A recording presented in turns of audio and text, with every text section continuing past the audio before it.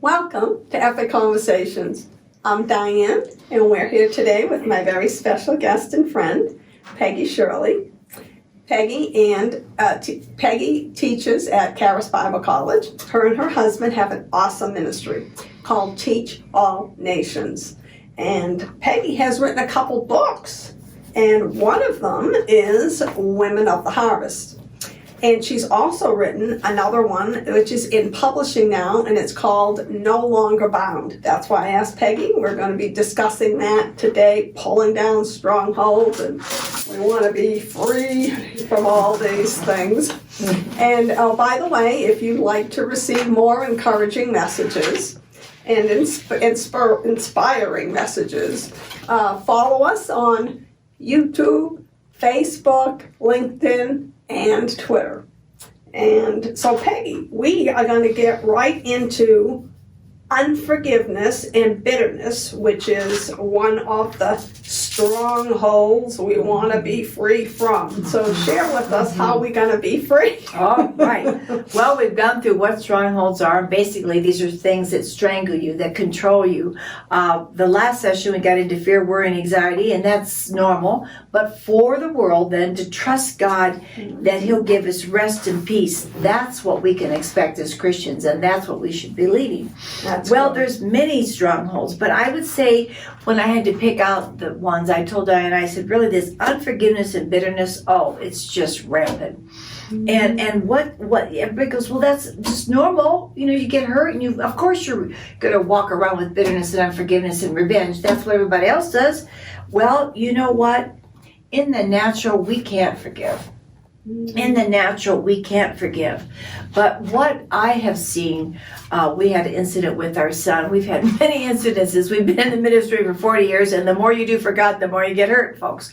So I can tell you, in the natural, there is no way Peggy Shirley can forgive anybody. Nobody. But I don't operate with him. I've got the nature of Christ in me, and I've got selfish filial love, Diane.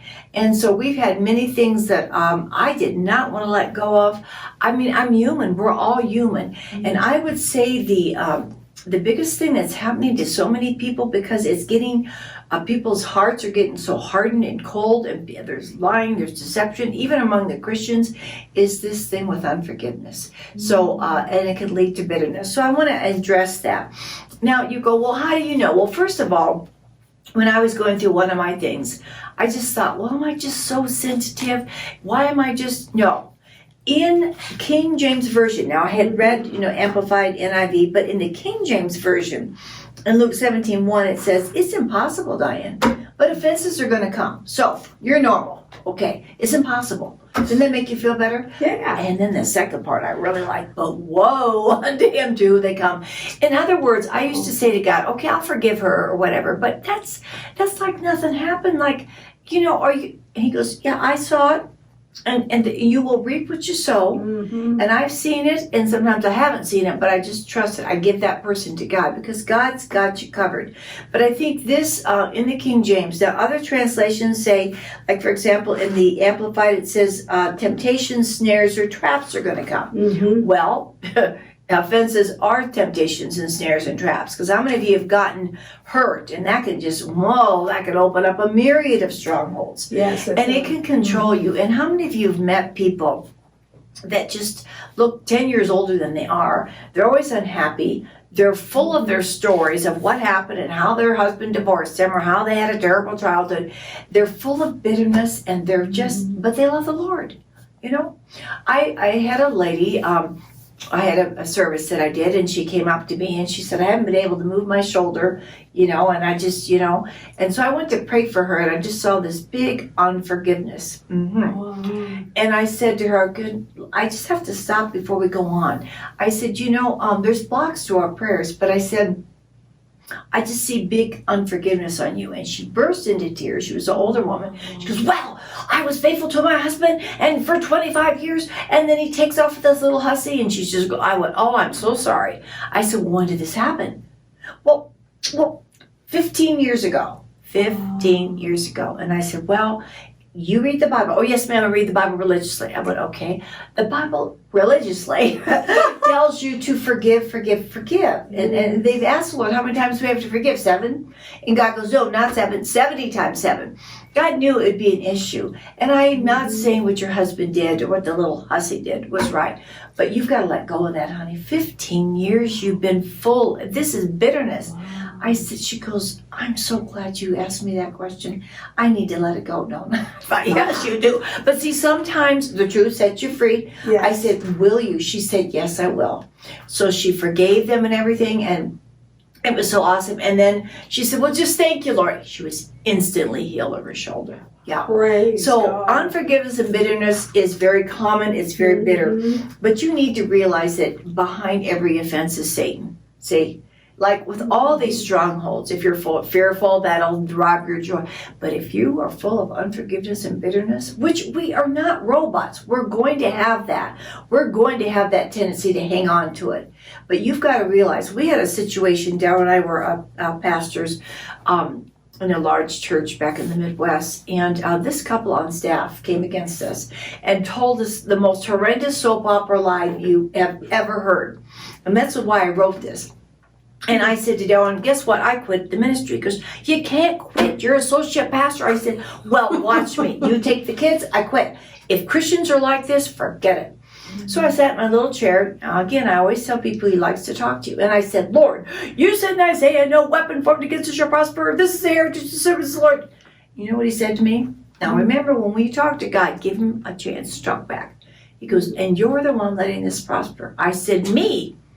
I said, you saw what they're doing. It's on the prayer line. The whole church is praying for this situation. It's a big, fat lie that this other couple, pastors, started about us.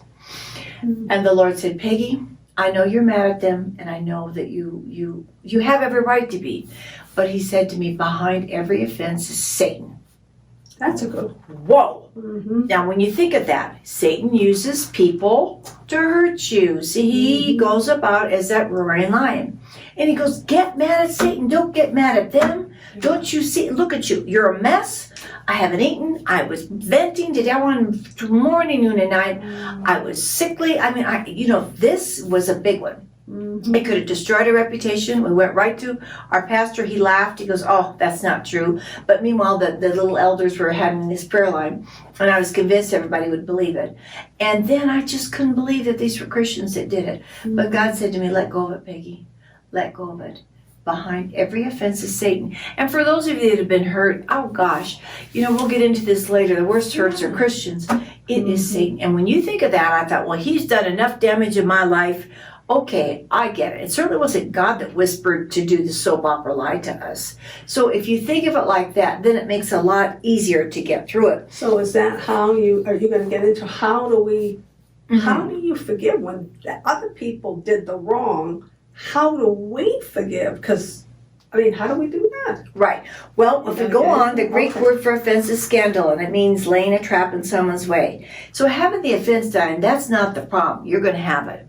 Realizing that it's from Satan, and you get out of it. It may take a couple days to forgive them and go on. Come on. I've had some hurts that it's just like, whoa, and God works with you. But I knew eventually I had to let go of it. Then you're going to have to make the choice. Are you going to stop thinking about it and stop talking about it and stop and release them, even though you think, they don't deserve it, Lord. They're the ones that did it. You have that choice. So back to this incident. I sat there and I did not like, I did not like what God said to me. I wanted to just have him comfort me and say it's okay. And he goes, okay, so you have a choice here. What are you going to do? I said, well, they're Christians. They're pastors. I'm not forgiving them. Of course, Lord, there's an exception. There's no exception. He goes, you have to let go of them. I said, I can't, Lord. He goes, that's right, you can't, Peggy. Oh, good. I don't have. He goes, no, Peggy, you missed it. You can't. But that Jesus in you can. Then again, he went through, I was crucified. The Pharisees lied about me. He went through all his things. It's like, I am your father. I get it. He was a man, you guys. He understands that. He goes, but you can't. You have that selfish love, the vengeance. You just want to hang on to it. You want to have this. He goes, but I can. And that's a good word, because I believe there's a lot of people who can't in their self. And you know what? They're right. Just like you said, just like God said. But with God, all things are possible. It's almost like with man, it is impossible, but not with God. But you want to know what stops us? Our pride. Our pride. I sat there and I go, Lord, okay, I don't like this. And I said, okay, all right, you do it, but I don't want to. And he goes, God said, I didn't ask you. In my word, I told you. Oh. Did I say, would you think about forgiving him? No. I tell you over and over again in the word, forgive. Oh, I did not like that. So then I said, well, what's the problem? And he said, he'll talk, pride. You don't want to. I went, oh. He got me. And I said, oh, God, you are killing me here. He goes, exactly. I said, okay, Lord. He said, you have a choice to make, Peggy. You're in a... And this really could have ruined my life because I was not going back to that. So that's what you do. You have to swallow your pride, Diane. It doesn't mean what they didn't do was right or wrong. It's just you've got to move on and then realize that Satan will use that and you can't do it in yourself. So I chose that day to forgive. I got up and said, Lord, I don't want to do this. You know it. I'm doing it with gritted teeth. They don't deserve it. I don't feel it. And God goes, feelings have nothing to do with it. I went, oh God, all excuses are good for nothing. I said, but it's an act of my will. I do it. Choose to. That's good. That is good. And that released it, Diane. And then he said, I want you to take all that they said, all that they did, and dig a big hole and put all that in there. I went, okay. And then he said, okay, you're going to church tonight. I went, oh, by the way, oh, not tonight. That's Tuesday. Yes, you are. And I had to sit right by him. And he said, you're going to move on now. And he said, now I want you to stop thinking about it and stop talking about it. Because if you talk about it, you think about it. Yes. That's how we feed it. Talk about it, think about it, talk about it, think about it, and then... Diana went to church. Yes. No problem. Did they apologize? We'll get into that later. No way. But I felt this release. And then I sort of got the revelation, oh my God, he wants me to quit this church. Yeah. And we were fine. And you know what? I never heard another word about it. God sealed the lips. Wow. And like my husband said, the people that know us are going to go, that's a soap opera lie. So again, could have quit the ministry, could be full of bitterness. Do you know how many pastors and ministers have quit the ministry because of people hurting them? Or they walk around bitter or burned out? So I've learned a very, very valuable lesson, and that's why I wrote this chapter. So what happens, Diana, when you get hurt or offended? Well, you can get angry, get depressed, you feel rejected, you can start that bitterness. I mean, come on, we're all human, and that's what happens. And a lot of people, they just refuse to talk about it, and you hide behind your mask, but I'm sorry, that's what the devil wants you to do. God wants you to deal with your problems. He wants you to, just like we talked about the last sessions, he wants you to deal with fear. He wants you to deal with this. This one is hard because, it gets our pride going here. Now, and what happens? The devil wants you to feel that you're the only one that's ever happened to. God understands. But listen, Hebrews 4:15 says we have a high priest who understands. And then, like I said, you go back to his life. Pharisees, all these lies. Oh, and all these people that denied him. Peter, his best friend. So he's our example. But there's all kinds of people in the Bible we're going to get into that did too. So we have to watch out when we get hurt. The victim mentality, but the Bible commands us in Philippians 3:13. That's a big one, the victim mentality. Yeah, forget what lies behind. I am sorry these things happened to you, Diane, but let's move on. Yeah. But a lot of Christians, no. They will not move on. Because of what they did, because they did it, and you keep pointing at them, and it's like, we can't do that. We have to look and say, no, I got to take responsibility for myself, no matter what they did. And move on, hon. Move on. Isaiah 43 says, he said, do not earnestly remember the former things, neither consider the things of old. So, if you don't forgive, you let it go over and over. It's like it happened yesterday. So, is this easy? No. All right, so then, Diane, do you know it's one thing to get hurt from someone at Target or a stranger, but this hard thing that I had through, it was my sisters and brothers, fellow pastors. So it's one thing to get hurt from somebody out in the world, but another thing when it's a Christian and brother and sister. Yes. And we're seeing a lot of that, and I personally have gone through a lot of it lately, and I can tell you that is horrible to go through. I guess we have the greater the expectation, the greater the fall. The more you love somebody, the more it hurts. Let me say that again. Remember, the closer the relationship, the more severe the offense. When my husband gets, that hurts. Mm-hmm. Someone out there, no. And the greater the expectation of a person, the more they can hurt or disappoint you. So, when it's a Christian, when it's your pastor, when it's this, and people are human, sometimes we get a little whatever. Mm-hmm. All right, so David had this problem. In Psalm 55, he says, "For it was not an enemy who reproaches and taunts me," and I'll just sum it up, "who hurt me." He says, "It was you, a man, my equal, my companion, and familiar friend. We had sweet fellowship together." And I thought, that is it in a nutshell. Mm-hmm. So, folks, you're going to have it. You're going to have the Christians. We are not perfect. You know, sometimes you have a bad hair day. Sometimes, you know, if we get into these strongholds, sometimes you are jealous of that person and you are going to hurt them because you want to bring them down.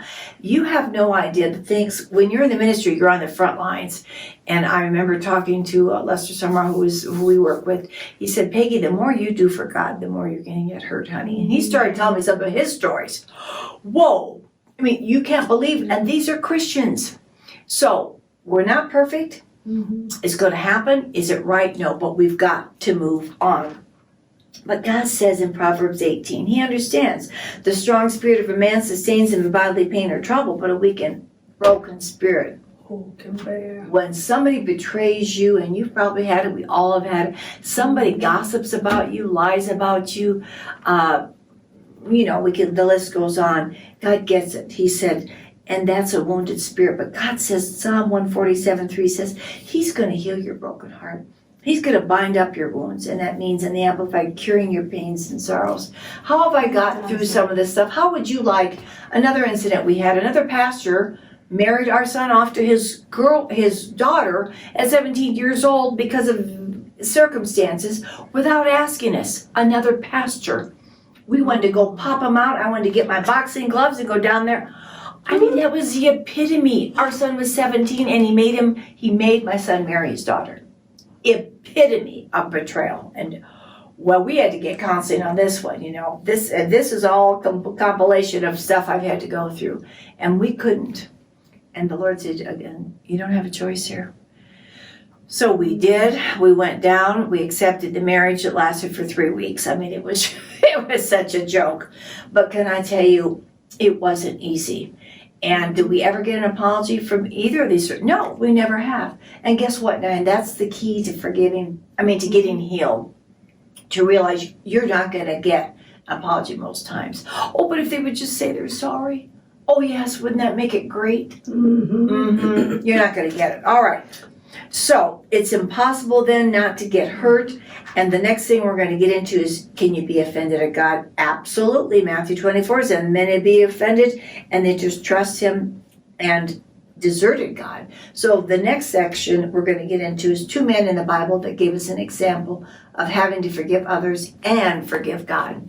Is that our next session? Peggy, thank you very much. I think that last point that you made about getting offended at God is a big thing. Yes. Because it's like when you don't feel like you have control over your own, you're like, well, it must be God, and I have to blame Him.